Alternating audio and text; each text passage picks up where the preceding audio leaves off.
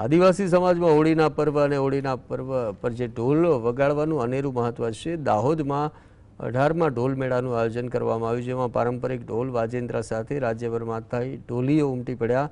જ્યાં જુઓ ત્યાં બસ ઢોલ અને થાળીનો તાલ પર લોકો ઝૂમતા ટીમલી નૃત્ય કરતા નજરે પડ્યા। આધુનિક ચમકદમક અને ડીજેના કલ્ચરને લઈ અને આ પરંપરા વિસરાઈ ન જાય તેમજ આ પરંપરા જીવંત રહે તેવા 18 વર્ષથી ભીલ સમાજના સુધારણા મંડળ ઢોલ મેળાનું આયોજન કરે છે।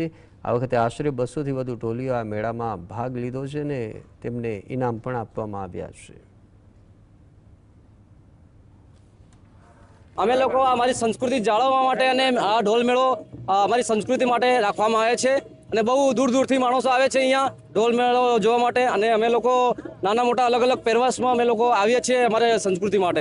એને લીધે બધા રસ્તા ઢોલ ભૂલે છે, એટલા માટે અમે લોકો આ સંસ્કૃતિ જાળવવા માટે અમે આ મેળો લઈને આવ્યા છીએ। આ મેળો 18મો છે, બરાબર, એટલે આવું કરતાં કરતાં અમે જે 18મો મેળામાં આવી શકીએ।